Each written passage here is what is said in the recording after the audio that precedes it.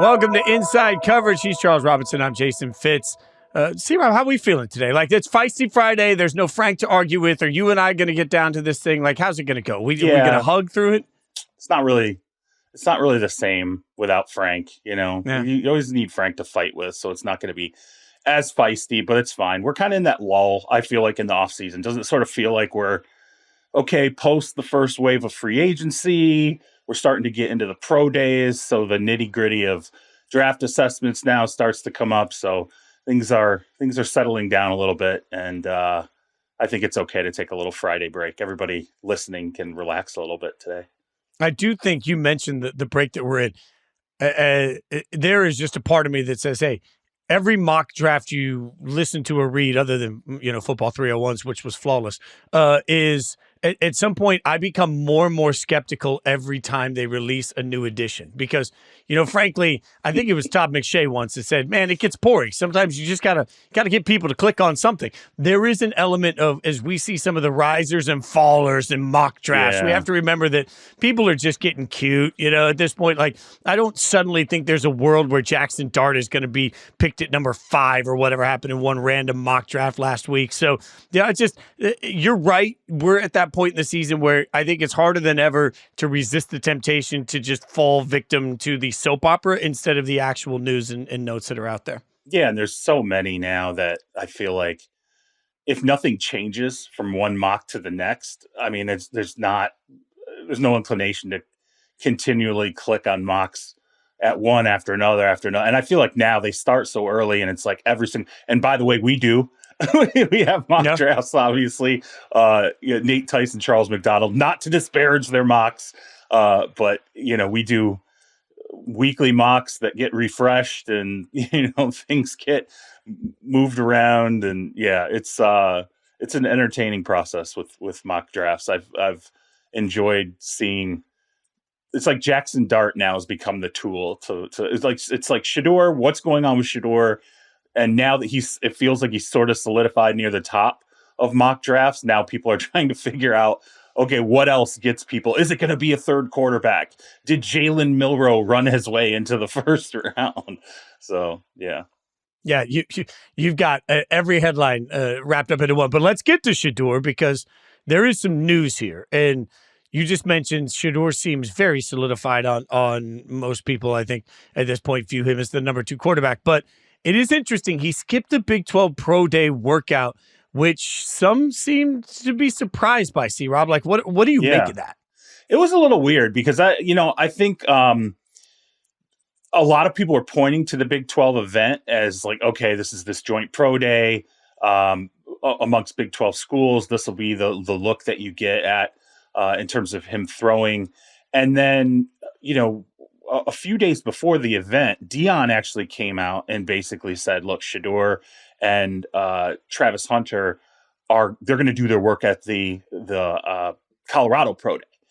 And I don't think that either wasn't widely disseminated or not everyone fully understood it, because Thursday was billed as like, hey, NFL Network is covering this Big 12 Pro Day. I think people tuned in thinking Shedeur Sanders was going to throw.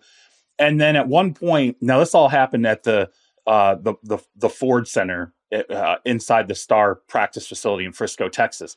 And so at one point during the NFL Network broadcast, they bring Shedeur on to talk, and they had just announced in the stadium that he wasn't going to work out.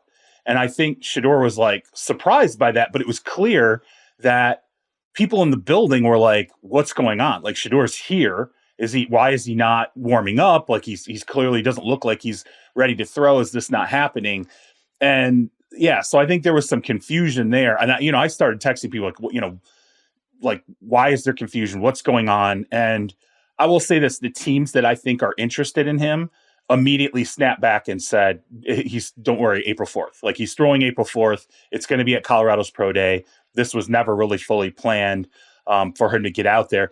But the fact that he did an interview, and then Deion Sanders, obviously his father and the Colorado head coach, did an interview, created news, because there was a lot of this talk about the negative reports that have come out about Shedeur, the speculation about how he handled himself in interviews. And I think to me, it's that continued layer of why this guy is the story of the draft. He seems solidified up in the top 4 picks now. The NFL draft right now, I think the top 4 picks feel like there's somewhat of a tangible element to it. Cam Ward's up there. Shedeur Sanders is up there. Abdul Carter, the edge rusher out of Penn State's up there. And then Travis Hunter, the two-way player, the two-way star for the Colorado Buffaloes, is also up there. It feels like that 4 has really started to get some traction, and there's an acceptance across the league that these are the 4 players that are going to come off in some order at the top of the draft. But I thought it was interesting, though, when Deion gets asked about the process with Shedeur, that basically he says, he flat out said, I know a team's lying about my son. He called it lies, this idea of interviews, and maybe that he carried himself with some arrogance or wasn't fully connected in interviews. And then at one point threatened to basically out who he believes was spreading these lies, this team and this individual who he said was spreading lies. Now, Bucky Brooks, who was doing the interview, was funny. He said, let's take the high road. Let's not be petty, take the high road. And Deion, which is a great line, he said, I keep trying to, and I'm paraphrasing here, but he said some version of, I keep trying to take the high road. I just don't know the address, which I thought was a fantastic line from Deion. I mean, there is some element of, I'm trying to figure out the right way to couch all this, right? Because none of this matters when you're good. And the question number one is like, does any of this matter? Like Marvin Harrison Jr. last year was this big conversation of, oh my God, look at what he's not participating in. And then he was still taken incredibly high because we all knew that Marvin Harrison Jr. was going to be a beast, right? So there's a part of me that says, man, all of this conversation is just, it's exhausting. But then the other part of it is like, where there's smoke, sometimes there's fire. And C Rob, this isn't, and I want to be clear here, I don't feel like it's a bunch of people bad-mouthing Shedeur or people that don't know what they're talking about, trying to drive down his value. Like, smart people don't seem to know what to make of the entire circus surrounding Shedeur. And I can't even figure out what started the circus. Like, why is there even a circus around this player? I think Shedeur's personality is one that it's absorbed in different ways from different individuals, because I have heard this idea that he was arrogant in interviews. That's someone's vantage point, right? That's them looking at Shedeur Sanders and coming away with a feeling. It doesn't mean he was arrogant. It was that he was perceived by someone as being arrogant. And I can tell you flat out, I talked to 2 people who connected with him at the combine, and they felt rubbed the wrong way. But it was a personal assessment. It's just how they carry themselves and how they look at prospects. And by the way, he's not the first to have this assessment. There are many players every year at the combine, especially when you hear about interviews, you will absolutely find people who go, yeah, I just didn't like his personality. Especially when someone comes off as overconfident or like feeling like they have all the answers, you will hear the word arrogant. Shedeur's not the first player to ever have an NFL evaluator feel like he was arrogant. The actions that guys take in rooms. I brought up in the past a very, very highly rated defensive player walked out of a room and grabbed a bag of chips off the snack table. And that pissed off a guy in the room. It was like, he just felt entitled to just grab things as he was walking out. And, you're kind of like, okay, like but clearly other people in the room didn't care.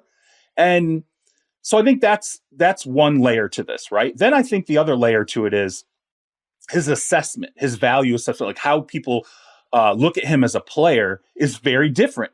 Some people look at him and say, I don't think I would never put a first round grade on him. Other people say, look, it's system specific. What coach and what system will he fit into? Just like Bo Nix last year. Like Bo Nix was kind of like Shedeur last year. You just didn't have people saying, well, I don't like the way he came off in interviews or whatever. He seems cocky. He seems, arrogant. But people definitely looked at Bo Nix and said, he's not a first round pick. Some people said he's not a second round pick. Other people were saying, some people were assigning a mid round value to him. But ultimately, it didn't matter as long as he had someone who believed in him, went to the right system, functioned in the right scheme. Bo Nix clearly was worth a first-round pick. Now, Shedeur could be the same exact assessment, but I think that assessment, you have Deion Sanders sitting there going, it's his son. He has full belief that his son is going to be a great player, that his son has been a great player at every level. And, so I think Deion takes some of that personally. And to me, when you look at this, it's all kind of a window into what I think you're getting. Now you can assess that as a positive or a negative, but you're getting a player who clearly has supreme confidence, the belief he can go in and turn around a franchise. He's said that. He's talked about, hey, where I've gone, I've been through this. I've turned things around before. I've been part of turning things around. But then you also have, his father, who's a Hall of Fame NFL player, who also looks at his own value assessment with Shedeur and opines about it and speaks out about what he thinks is right or wrong in the evaluation of both his son and his son's playing ability. That's all a window into what the Shedeur Sanders experience is going to be like. It's been no different than college. It's going to be the same on the NFL level. I think if anybody drafts him thinking this isn't what it'll be like, you're wrong. This is what it'll be like. And it could be great. There could be success. And as you said, none of these things matter. If you win games and he goes on as a successful quarterback, nobody gives a shit. They'll be happy he's cocky. He'll get, you want to talk about the let's say he gets drafted by the Giants and he goes in and he's cocky and he turns around and when I say cocky, I don't mean that in a negative way. I mean, he's cocky, he carries himself like, hey, I'm confident. I can go in here and I can do this. Turns the Giants around in New York. How do you think that's going to be absorbed in that market? It's going to be absorbed like Odell Beckham in his prime. Everybody's going to be buying his jersey. Everybody's going to love Shedeur Sanders. He's going to be an absolute sensation if the success follows, and that could be New York or anywhere else. I think because let me start here. The word ego has a negative connotation for so many people, and I don't think it should. I think, frankly, there are tons of people out there in the world that have done something at such a high level that they deserve to have pride in what they do. And if that's perceived as ego, then so be it, right? Like, I think when you've accomplished what 1% of the 1% of the 1% can't imagine, you have earned the right at some point to, look at your body of work with a level of confidence that is perceived as ego. So I have no problem with any of that. I do think whoever selects Shedeur as an organization better be damn sure that they are secure in their own skin. Because you mentioned this is an indication of what you're going to get. This doesn't end the day he's drafted. Like Rome Odunze's dad going out on social media and pulling out clips of all the times he thought Rome was open and should have gotten the ball. Like that's a small example that a lot of people don't even realize happened. Right.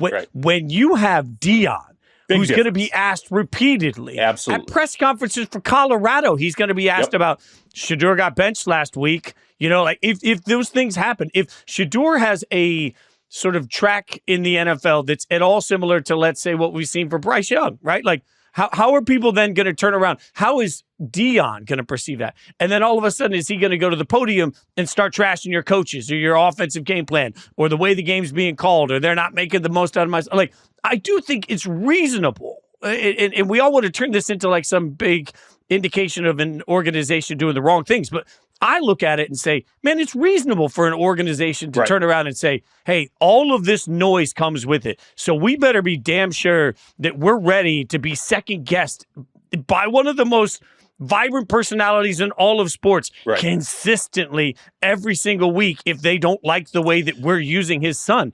That's something to me. Absolutely. I what I would liken it to, say he was in Caleb Williams' situation in Chicago and he's getting killed. He's running for his life. The offensive line is absolutely terrible. The offensive play calling is absolutely terrible. Some of it obviously was on Caleb last year, but let's be real here. The surrounding talent, there's a reason why they go in and rebuilt the entire interior of the offensive line. There's a reason why he's on his third head coach already, including Matt Eberflus, Thomas Brown, and now Ben Johnson. The surrounding issues, the surrounding circumstances for Caleb Williams were a very big problem. I believe, personally, if you put Shedeur Sanders in that same exact scenario, Deion absolutely is not going to sit there and go, yeah, I just won't say anything about that. No, he's going to, it's, as he said, interestingly, during this interview, during the Big 12 Pro Day on NFL Network, he said, we like to call, like to call it out. We like to call this out. Like when they basically see something, and I think Shedeur's part of that too, but especially Deion, when they see something that they think is wrong, broken, screwed up, he says something about it. So it's absolutely going to be a part of the experience. There's one thing though I do want to bring up, because there's a racial component of this, right? Where I think when you have, particularly at the quarterback position, really all positions in the NFL, but particularly at a quarterback position, when you have a young black male who's coming into the league and he is like, I'm it, don't pass on me, I'm the guy, I can turn this around.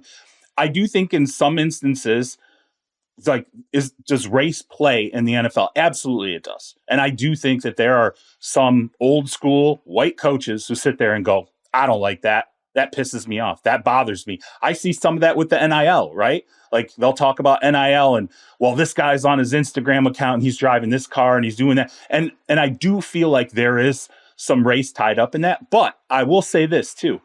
It is not just reserved for black athletes. Will Levis, you heard all kinds of things about how people didn't like how he carried himself, did not like him in the interviews, just felt turned off by his personality, thought he was a cocky guy who, you know, the difference with Will Levis was he just didn't have the level of fame. He didn't have the father, you know, the spotlight wasn't as bright on Will Levis throughout the course of his career. Josh Rosen, another guy, another quarterback who I remember coming out of UCLA, and there were guys who were like, he feels aloof. The guy just kind of feels like, you know, you just don't like him. Like he feels like he walks into a room and, you know, thinks he's smarter than everybody in there. And there were teams that really did not like that. So I think some of this is germane to race. I think some of this is germane to the quarterback position itself, and the quarterback position always drawing strong opinions. And I also think some of it's germane to Deion Sanders, who set his son to the side. Deion's entire career, baseball, football, coming out of Florida State, always was a magnet for everybody. You wanted to hear what Deion had to say. Deion had a lot to say, backed it up more often than not, if not always. And so that automatically is a built-in here where people just gravitate toward this situation. There's a lot wrapped up in this. There are a lot of layers, and I think it all factors in some way, shape, or form. And it will go to whatever NFL city that Shedeur Sanders lands in. But I'm telling you right now, don't get this wrong. If he is successful, people are going to love this about Shedeur Sanders. They're going to, we call it the circus now. It'll be the greatest carnival you've ever attended if he goes to New York and has a significant amount of success. I would love to see that, because to me, that's a bonus for the NFL. It's a good thing for the NFL to have in your number one media market a quarterback, a famous father, Hall of Fame father. Like, to have that success for the Giants would just be tremendous. Yeah, and to be clear, if I ran a franchise, I wouldn't let any of these outside things change the way I view the player. That's just me. But I do think, I hear the comp a lot, and I think it's fair. People say, well, look at what Archie came in with Eli and wasn't going to let him get drafted. Yeah. And he really impacted his destiny. That's very true. There's a next level to this, though. Like, Archie wasn't also the head coach of a program that gets more clicks than any others. And to be really clear here, like, when we do our college football content for Yahoo, like, we know that if we talk about Colorado, it gets more clicks. Like, that's real. Like, Get Up knows that if they talk about Deion to the Cowboys, people watch that. So, like, the difference between these two, because a lot of people want to try and associate the two, but to me, C Rob, the difference is, like, when Eli was drafted, that's basically the end of it. When Shedeur is drafted, that's just the beginning of it. Right. And that's especially because if it fails, then and this is the inevitability of the way it's covered. We can't do anything to stop this. If the coach that drafts Shedeur fails, we are immediately going to start asking the question on every show, is Deion going to be the next head coach of that team? And so now all of a sudden you've got that, which means Deion's going to be asked if he's interested in being the next head coach of the Giants while he's in the middle of the Colorado season, which means he's going to have to answer those questions, and then he's going to be asked why Shedeur is or isn't performing particularly well. So if you look at the Choose Your Own Adventure book, there's one path that doesn't create just a boatload of drama for the team. That path that Shedeur is drafted immediately starts and is absolutely incredible. Any other career trajectory leads to 1,000 questions. And that's why this is like something we've never seen before. So I think you have to at some point, because coaches talk all the time about they don't want distractions, and players, mid-level players in the NFL will tell you that the one thing you never want to do is create questions that your teammates have to answer. That's why you get cut, because you're just not, when the juice ain't worth the squeeze. Yeah. Well, Shedeur is going to come into this and immediately, through no fault of his own, with nothing to do with him or anything else. It's just, if he is a model citizen in every possible way and is as humble as could be, it doesn't matter. The results on the field are going to create this conversation that cannot be stopped about what Deion thinks and what Deion's going to do. Like, that is just the extra weight that comes with having the last name Sanders, being Shedeur, being Deion, and being such a marketable and covered athlete and head coach combo. Like, it's just, this is unavoidable. Yeah, and I'll be like, let's be fair too. It's not like Shedeur or Deion they're not hiding behind that either, right? They're not trying. No, they've come out and said, hey, like when Deion says that Shedeur's built for this, right? What he does is he relates that through my name and my reputation, and then obviously my lineage and my son's playing football draws the spotlight. Like, it draws attention. Like, that's part of the package. They talk about that. So it's not like they're sitting here saying, hey, this is getting overblown, or there's not going to be a lot of attention or a big spotlight on this. No, they're saying, yeah, absolutely, the spotlight's coming. But in their minds, they're like, the spotlight's always been here. It's always been focused on us. So we know what this feels like. It's just externally, how does this next team and destination, how do they feel about it, and what that really brings to the table. So I told you, what did I tell you? I mean, I told you a month ago, this kid is the story of the draft. And in so many different ways. Where does he get drafted? The talent assessments, the spotlight, the things that are said. I knew coming out of the combine, I'm like, people will say negative stuff about him because people said negative stuff about Caleb, Williams, and people said negative stuff about Jaden Daniels, and it's just different. When you say negative stuff about Shedeur, it's going to hit a little different because there's going to be some response. They're not just going to sit there and go, okay, yeah, that's just part of it. No, they're going to say, look, we think this isn't right. And, we don't care if we draw even more spotlights to us by talking about it, which is kind of what happened on Thursday. So again, it's a zero-sum game.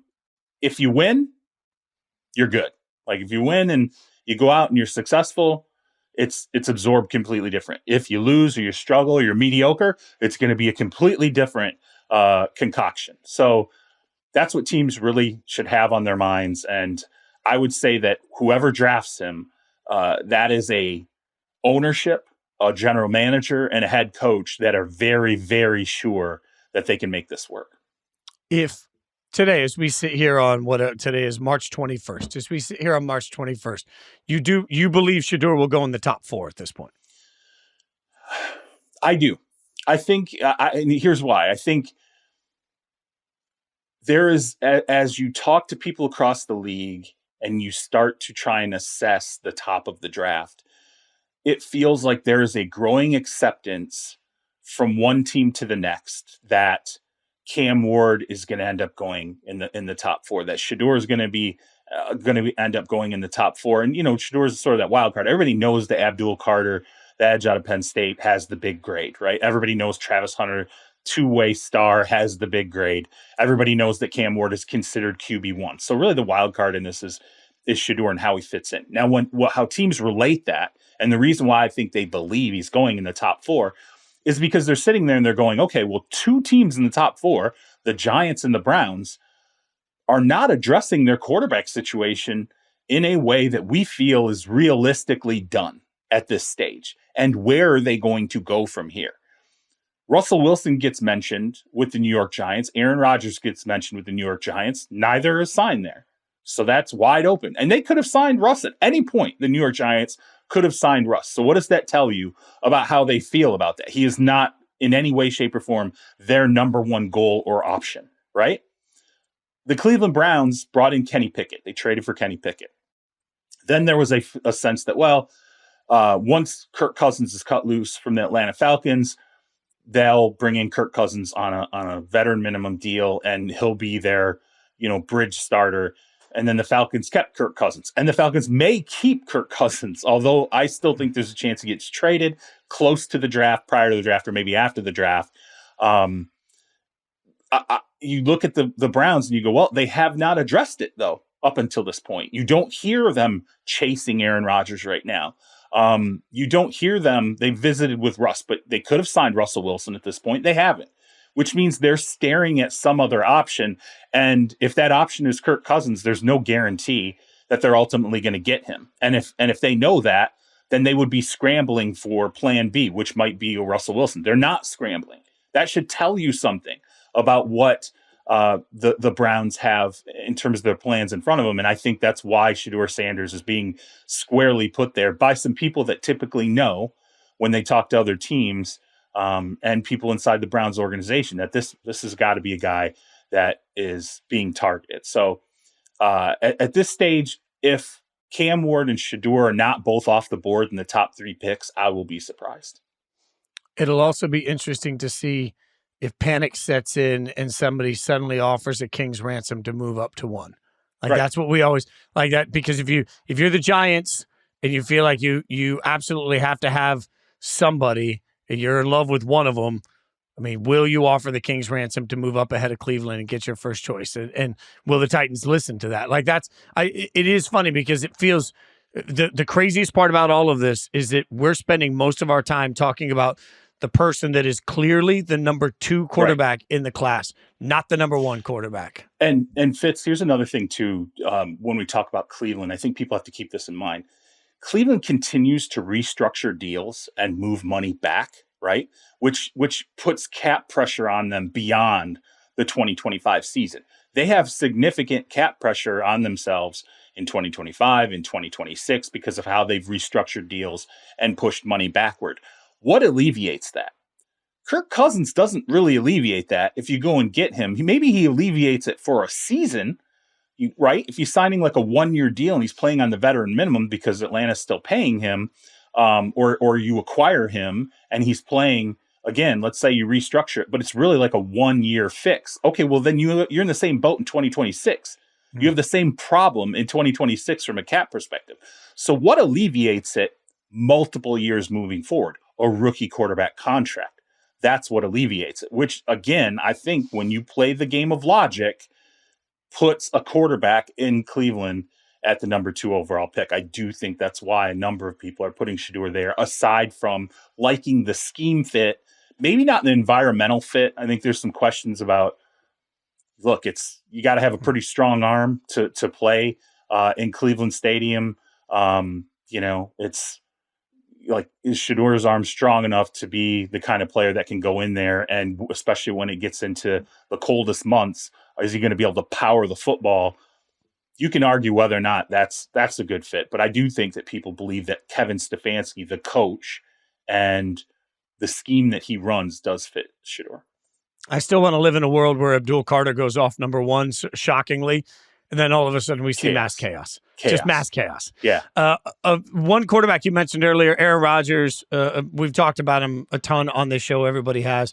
But it's because he's an important domino. And as we sit here today, I can't get any clearer sense. Like, it doesn't sound like the Steelers are in a rush. Doesn't sound like Aaron Rodgers is in a rush. Like, is there any update? So I think what's interesting about Rodgers now is the fact that the Minnesota Vikings had their consideration with him. There was clearly a conversation in the building in Minnesota about whether or not Aaron Rodgers was going to be pursued. And ultimately, the Vikings have backburnered it. I wouldn't say it's off. It's completely done. I saw, there were some people who were like, hey, it feels like it's finished. Is it finished? I don't think it's finished. Like, I think it's on the back burner. And I think the reason why it's on the back burner is they still have to see, like, hey, they're going to have OTAs. Let's play this out with JJ McCarthy. Let's see, he's put the weight back on. Let's see how he looks in the offseason passing program leading up to the draft, which is why I think this could drag on for a while. And to me, the one thing that needs to happen in Minnesota to close the door on Aaron Rodgers has not happened. They have to add a veteran quarterback to that room. Brett Rippon is not who they want in the support role for JJ McCarthy, they want a veteran with some starting experience in there if that's the scenario it's going to be. With JJ the starter, a veteran backup. That's what I think they were aiming for with Daniel Jones. They wanted someone who played games, knows how to go through the practice week, knows how to break down film, can really play that role. And oh, by the way, if he has to start, if something happens with JJ McCarthy, whether it's injury or just, through his level of play, we have a quarterback who can step in and start games. They don't have that right now. And until they have that, I don't think you can close off the Aaron Rodgers scenario. And I think Aaron Rodgers also knows that. So he's willing to play it out. At this point, Aaron Rodgers is sitting there going, everybody thinks I need to make a decision. Why? Why do I have to make a decision? Nobody's like, who's forcing me to make? Is Pittsburgh saying, hey, man, we have this lined up, and so if you don't sign with us right now, we're going to go in this other direction. Aaron Rodgers knows that Russell Wilson is not an option that Pittsburgh wants to go to right now. Aaron Rodgers knows the New York Giants would rather have him as their option than Russell Wilson right now. So what's really the hurry on his part? He's like, look, there's no pressure. There's no real leverage right here from the outside forcing me to make a decision. So I'll go ahead and Minnesota, clearly the best situation for me. If I go there, I'll be the starter. We'll know that JJ McCarthy's getting shelved for the 2025 season. He'll be the backup because you're not going to entertain a scenario where you're going to have to bench Aaron Rodgers. You'd be committing to him for the 2025 season. I think until the Vikings go and add a piece that closes off that quarterback room, it's something that potentially is still in play and a little bit of a wait and see game as we move forward. Do I know how long that'll last? I don't. I have no idea. But I will tell you this. If the Minnesota Vikings go out and let's say they sign Carson Wentz, who played for the LA Rams in 2023, he's familiar with the Sean McVay system. He could step in, obviously have that familiarity with Kevin O'Connell, who came out of the Sean McVay system. That makes sense, right? He's got starting experience. He's spent a year behind Matt Stafford. He spent a year behind Patrick Mahomes. Seems like a pretty quality backup to bring in. And he's got talent. Why hasn't he been signed yet? Right? Like why there's an element here where that option is on the table for Minnesota, and yet they haven't done it. Now, if they pull that trigger, things change, and then we can probably dial in Aaron Rodgers a little bit better. And oh, by the way, retirement, I don't think is off the table. Yeah. It'll be wild to see if this plays out before the draft, right? Because if it doesn't play out before the draft, then now if you're the Steelers, again, where's your level of panic? Like what? Well, and I mean, think about this. What could happen after the draft? So let's say the Falcons hold Kirk Cousins through the draft, right? And Aaron Rodgers is still a free agent after the draft. Now you're dialing in. Like if you come out on the other side of the draft and the Steelers haven't drafted a quarterback, that level of desperation at that point, I mean, I don't even know how I could quantify it. And to me, the same scenario really realistically, if the Cleveland Browns, for whatever reason, come out on which I cannot fathom they would go through the draft process and not have a quarterback added at that point. But if they come out of that, the two entities, I think at that point with the most leverage that are sitting there rubbing their hands together, it's Atlanta Falcons going, okay, well, we still got Kirk. We still have him available. You want a deal for this guy, kick us a 2026 draft asset, and maybe we pay a little bit of his money, or maybe we pay a lot of his money. Let's talk about what level of a draft asset we'd be getting back in return. And then you have Rodgers sitting there going, okay, well, now I know there's, real tangible fear in these franchises. And I'm going to basically have my pick and get whatever I want walking in through that door. It'd be a completely different scenario.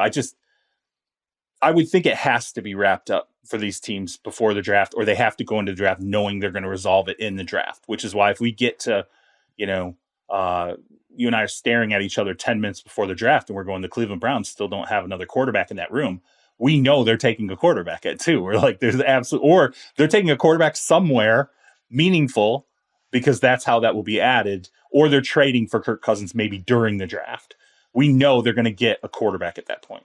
Yeah, I can't wait to see the way we're reacting to the Steelers when they're on the clock late in the first round, trying to figure out if they're about to reach at a quarterback because they just need one. Okay, we got some NFL rule change proposals that are out there. What's real, what's not, what's it all mean? We'll break it down after a quick break. Welcome back. C Rob, we've got rule changes, proposed rule changes. Now, we've already talked about the tush push. We've both agreed that it's stupid for that to be changed because one team's particularly effective at it. But we do know that the Green Bay Packers have submitted an attempt to ban the tush push. That's one of many rule changes that have been submitted, and we'll see where it goes. There's one, though, I really actually love, and I don't know if it'll pass, but I want it to, and that's the Lions proposing playoff seeding by record, not division winner. So under the proposal, the division winner with the conference's best record would still get the number one overall seed. So you win your division, you have the best record, you get number one. But after that, everybody's stacked up by their record. So winning your division guarantees you a playoff spot, but it does not guarantee you a particular home field advantage. Yep. It doesn't guarantee you a seed. Any of that stuff. C Rob, I love this. I need this to pass. I want this to happen. I think this should have happened a long time ago. Yeah, it's intriguing, and I always think a lot of people relate this through what was the season. I think the Seahawks went like 7-9 yep. and hosted a home playoff game a few years back. But to me, I think it goes further back than that. I remember the year I was covering the league when Tom Brady tore his ACL. Matt Castle stepped in, and the Patriots went 11-5 and didn't make the playoffs that year because of how the field stacked up. They didn't even make the playoffs. Now, to me, that's ridiculous. And this would be something else that would resolve that. We're not just talking about, the larger part of the conversation is the home field advantage aspect of it, but we're also talking about the teams that have the records that deserve to be in the playoffs should still be in the playoffs, right? Like there's no question that if you're going to stack up the seeds based on record, I have no problem with making sure that we get an 11-5 team in the NFL playoffs. Obviously, it wouldn't be 11-5 now because it's a 17-game season. But again, I do think, though, it's interesting to me. You have the Lions. They go through the 2024 season. The Minnesota Vikings go through the 2024 season. I have no doubt the Vikings will support this, because both teams are sitting there staring at that, week 18 game, and they're saying, this is ridiculous. One of us is going to lose this game, and we're going to have 14 wins, and we're not going to be able to host a home field playoff game. We're going to have to go to Los Angeles and deal with that. And the Vikings, we saw what happened. The Vikings win 14 games. They go to LA on the road. Tough environment to play in. They lose that game. It completely goes south. Maybe things are different if this Lions proposal passes, because the Vikings obviously would have hosted a home playoff game in that scenario. But what's interesting to me is there's really two factors in this that I think are kind of key, and you see the Lions looking out for themselves moving forward. I think one of them is, again, that aspect of, hey, making sure we get a home field playoff game, but also knowing the NFC North is going to be strong. The Lions are sitting there going, the Bears are coming. The Packers are, they are where they are at this point, and they have a quarterback. Bears have a quarterback. And hey, the Vikings, we'll see what happens with J.J. McCarthy, but the rest of that roster is wild. And we know they got a head coach. So the NFC North is sitting there going, man, it's going to be a dogfight, and one of us is going to get left out. Maybe two of us are going to get left out, not only from the playoffs, not only from a home field advantage standpoint, but also from the playoffs. And so I think there's some of that also wrapped up in it. Now, the question I would have for you, and I think this is a really good question. If you're not going to award teams that win their division, all of them, a home field game in the playoffs, should you not do away with the 2-game minimum in terms of you have to play all of your division opponents twice in season? Should you not go, okay, instead of having everybody play their division opponents twice, we're just going to open up that second game, so that's 3 games. We're going to open up that 3 games to other teams in your conference. Because if you're going to stack it up based on what your record is, and that's how the seeding is going to go, isn't it more fair? Like, you don't want to you don't want to make it like this and then have a weak division, right? Where someone's stacking up wins against the same teams over and over again in that weak division, and then also getting the benefit of having their seed based on the final record. No, you should force them to play as many people in the conference as possible rather than beating up on the same bad team twice. Like if I'm sitting there and I'm in the NFC South and I'm saying, and we know the Carolina Panthers are getting better now, but if I'm in the NFC South, I'm sitting here going, man, okay, I get to play the 2024, Carolina Panthers twice or the 2023 Carolina Panthers twice. Awesome. That's a great advantage for me. I don't think that advantage should exist, but I think it's a great conversation, and I'll be very interested to see kind of how the voting comes in on it if it makes it to a vote. Yeah, no, by the way, I'd never thought of that, and I love that. Like, look, if I don't have to take on the Chiefs, like right now as a Raiders fan, knowing that I got to take on the Chiefs twice and the Chargers twice and the Broncos twice for the next several years, that's tough. And those Broncos, Chiefs, Chargers games mean a lot. I do believe that. But I don't know. I think there's something special about getting to see the rest of the conference. There is something that hits to me about, wow, the next year the Titans are going to Vegas. So I got buddies from Nashville that are going. Like that to me feels like a special thing. You're like, yeah, that's awesome. So I love your concept of we're going to play everybody in our division once a year, and then you get to alternate which team gets the home game, which is only, year by year, which is only going to give you even more special of a feeling. Like if we're talking about the Raiders only get the Chiefs at home every 2 years, that home game just has a lot more meaning and emphasis to it. So I love every ounce of that proposal. And you're right. Also, there's an equity to it. There's a fairness to it that I think is going to be key because, frankly, yes, you win your division, you get into the playoffs, that's your reward. But you do have to have some way of still figuring out, okay, if we're seeding everybody via everybody, there has to be some equity in the scheduling. Otherwise, you're going to end up with the college football debate of, well, why is this Mountain West team here, but this SEC team is here when clearly they're not on the same plane? Yeah, and another thing too, another aspect though that I would ask you, we both kind of like this, and we're like, hey, it's more equitable, and the best teams get the home games, and hey, we open it up and we force everybody to kind of try and play everybody. The one thing though it does, Rob, and I think this is real. And to me, this would be a reason why that could never happen is, don't you take away from the visceral nature of division games, a hated opponent? Like I think about the Lions. When the Lions really began their ascent, it was at the end of the what are we talking about, 2024 or 2023? It would have been at the end of the 2022 season, right? When they beat the Packers. The Lions didn't make the playoffs, but they beat the Green Bay Packers in the season finale in Lambeau and knocked the Packers out of the playoffs. And the Lions had a horrific record forever against Lambeau. And there was just this euphoric nature. It was almost like a Super Bowl win for Lions fans in that moment, because it was like, yes, beat the Packers, beat Aaron Rodgers. Now they can't go to the playoffs. Like it really, I felt like was a launching point in some respects for the franchise at that stage. You think about all the years that Aaron Rodgers talked about being, owning the Chicago Bears, right? And just how that drove Bears fans absolutely insane. Wouldn't you lose that if we take away the jockeying to win divisions, the facing each other twice, sometimes going through losing 10 straight games to the Chiefs?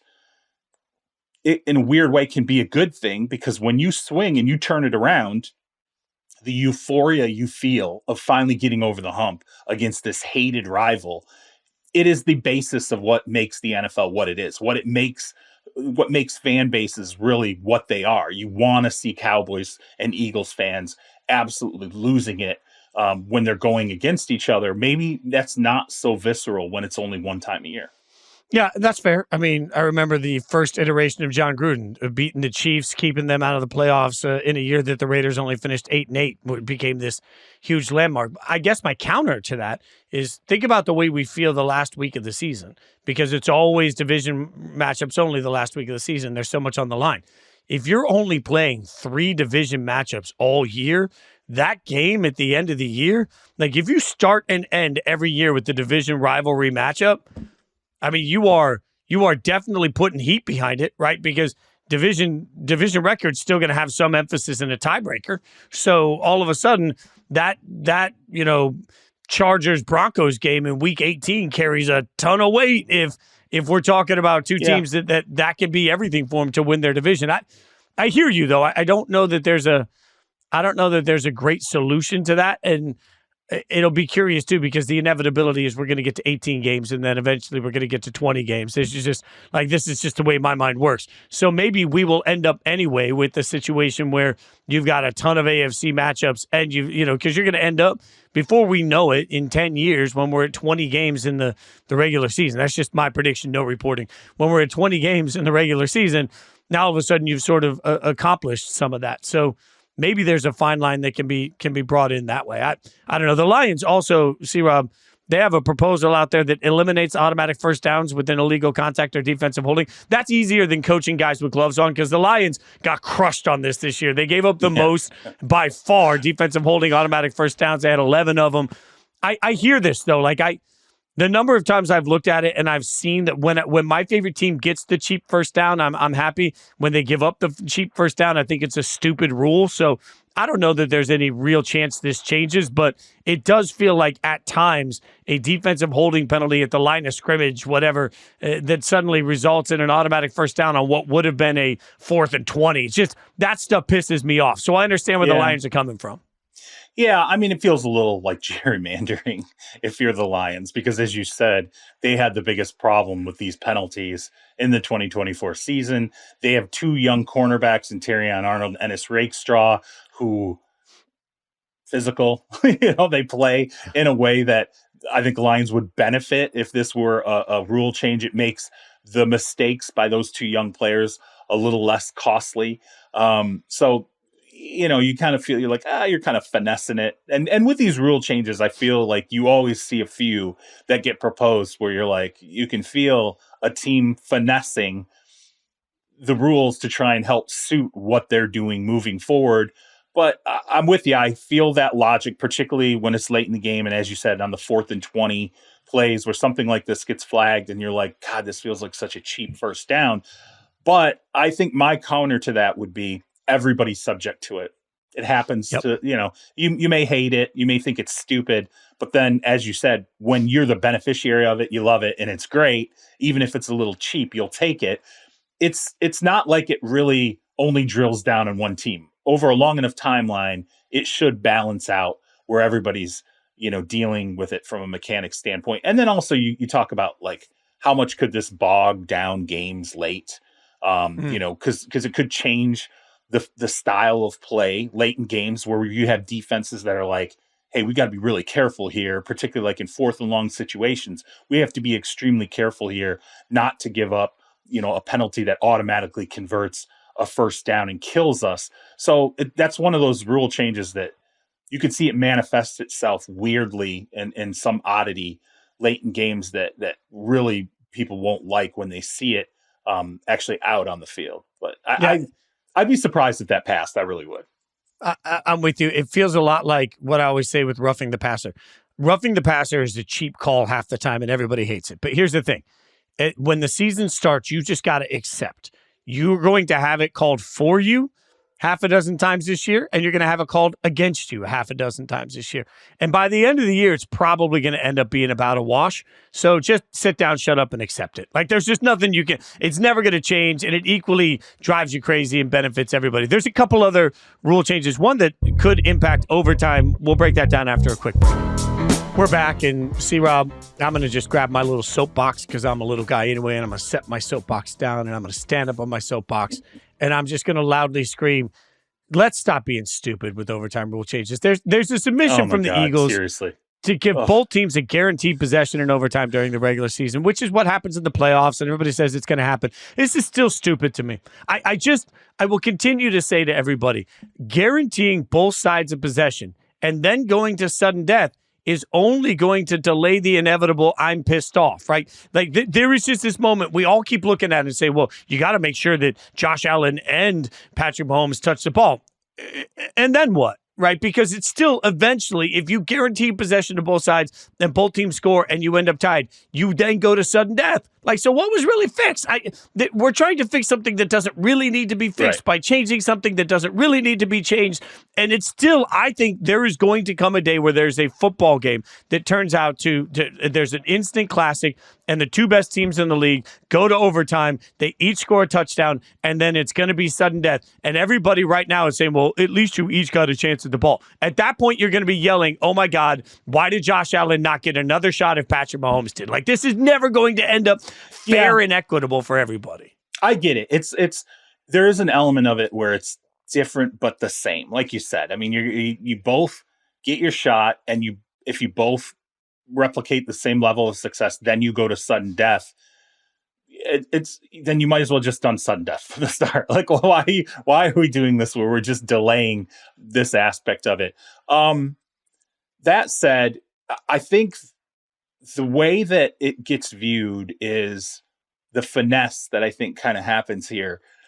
You feel a little less cheated when you've seen two quarterbacks get their shot. You know, ultimately, I'll be honest, I can't look at any playoff game, or not playoff game, any regular season game that I've ever covered where I've seen a team walk it off after scoring a touchdown and not felt, a little cheated that one quarterback sat while the other one went out there. And I don't like that the percentages, how they break down when you look at who gets the ball in overtime. I hate the fact that it definitely leans into the team that takes the ball, typically has the percentages in its favor to walk away with a win. And so I think it would just take away that element of and by the way, why not make it universal?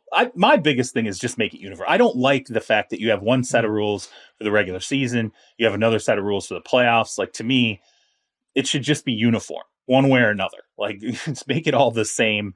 And I can kind of see though why. I guess to me, I can see why you would want that uniformity. And I'm in favor of not watching Josh Allen sit on a bench and never get a shot at having a football in overtime. To me, that should never happen. I think it's particularly in a league driven by the quarterback position. It's a quarterback league.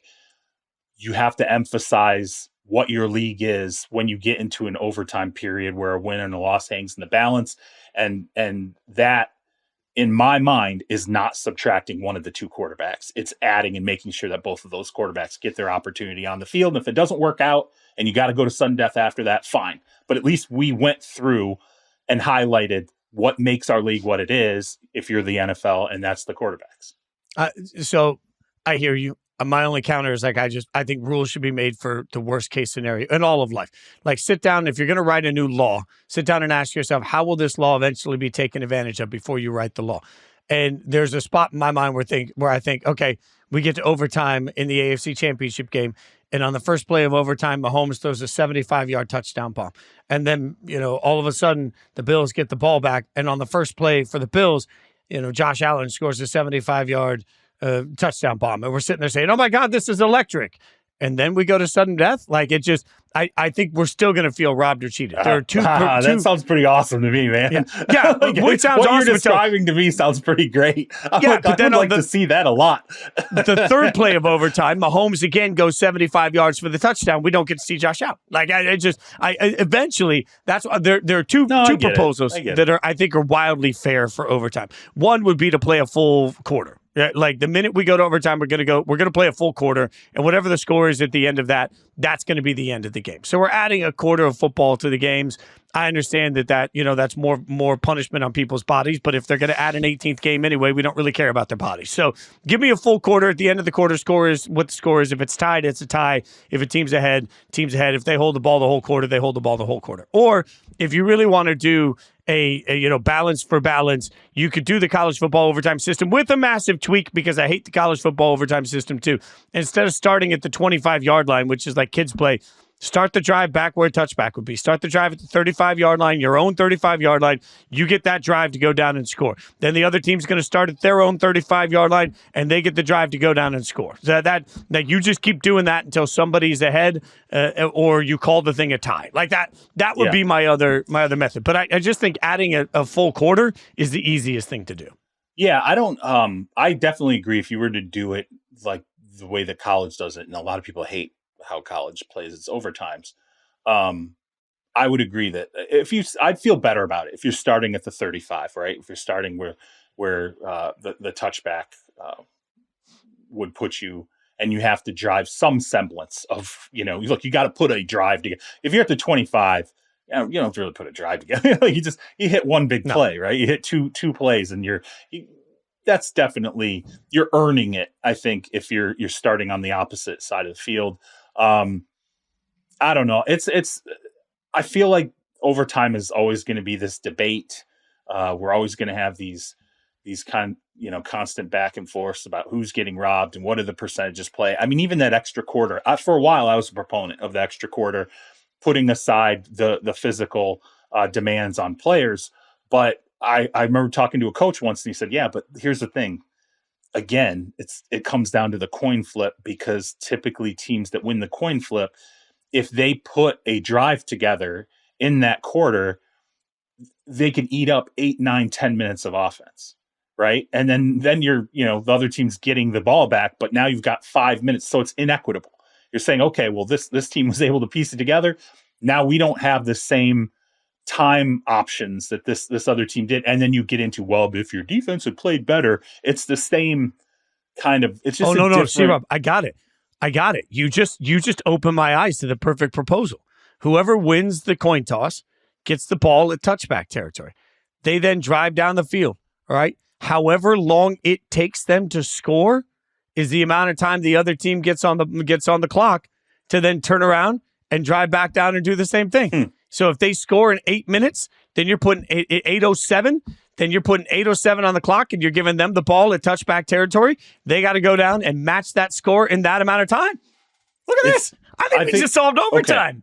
Which I think is it's an interesting approach to it. But what happens if you have a broken play and you score in 14 seconds? What if you have? What if you score in 8 seconds? What if you rip off with 65-yard touchdown run, and next thing you know, the team's getting the ball back and they're going, great. So now we have an opportunity to match this in 8 seconds.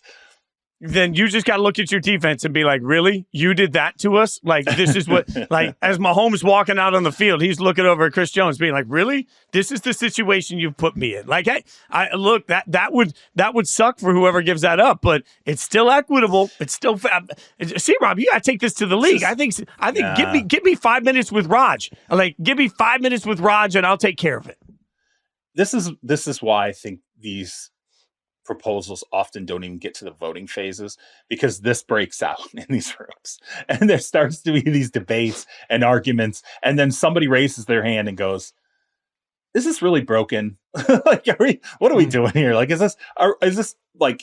are we completely undermined by what's happening right now? Does the data show, or are some people just upset about a certain scenario that played out, with their particular team? It's in a way, it's like the Detroit proposal with the seeding. Someone in that room is going to go, how often has this happened? Where we had two teams vying to win their 15th game of the season, and one completely, topples all the way down to a seed where they have to go on the road. It hasn't happened that often. So why are we going to rewrite something major and potentially shift the axis of how we look at the playoffs? I would love to be a fly on the wall with some of these conversations, because I will go to owners meetings thinking that's definitely going to make it to a vote. I can't wait. And then, 90 minutes later, somebody's texting me, just got tabled, and it's probably dead. And I'm like, why? And it's because the argument starts in the room, and finally somebody just goes, is this broken or not? Are we fiddling with it just to fiddle with it at this point, and really things are okay? And for the most part, most of these proposals go down in flames, because more often than not, things are really okay. It's just someone's got up in their feelings and is upset about something, and they want it changed. So that's a no to getting me a meeting. I don't think it's going to work, Fitz. I don't think we solved it today on Inside Coverage. We didn't fix overtime. Sorry. I'm gonna keep going with this. Like, you know what? Maybe I'm gonna get into the Super Bowl press conference next year, and then with my pre-approved question, I'm gonna be like, "Hey, throwing a curveball at you, Raj. I've solved overtime. What do you think?" And I'll call him Raj too. I think that'll get me a second appearance at the Super Bowl press guy. It won't. Follow him on Twitter at Charles Robinson. Follow me at Jason Pitch. You guys know the deal. Be sure that you rate, review, subscribe to the podcast. Really helps us out a bunch. And then tell your buddies to check it out. We're back on Tuesday, so we'll keep breaking down everything and to happen. If there's anything I can be sure of, there'll be more Shedeur news by then, because that's just the way the NFL goes. In the meantime, enjoy your March Madness. I hope you got a reprieve from whatever your bracket has done to you and the personal hell that it's caused in your life. And I hope you make it through the weekend without losing any more money. That's all. C Rob, how was your bracket? Is your bracket okay? Clemson. Clemson. I got Clemson. Oh, man. I didn't. Yeah, I was bummed out. I hit some decent ones though. I got Creighton, which even though it's not like that was a huge surprise, but I hit Creighton. I hit Drake. Good one. I had a couple. The best thing about my bracket though is I don't have last year. By the time I got to the second round of games, I had this multitude of teams that were supposed to get to the Sweet 16 to me or the Elite 8, and they were already dead. So you know how that is when you lose one that you had going through a couple of rounds, you're wiped out. It's over. Like, it's finished. So far, I have not had that absolute catastrophic failure. But today's another day. We're going to play the other half of the field, and I'm sure my bracket will be completely destroyed this time tomorrow. Yeah, I was puckered up for Michigan. I have them winning a couple of games, and that almost went awry for me. Also, just for the world to make sure they know, Drake, the basketball team, on a better heater right now than Drake, the singer. Yes. I'll leave us on that note. Check out the podcast Tuesday. Y'all have a great weekend. Enjoy March Madness.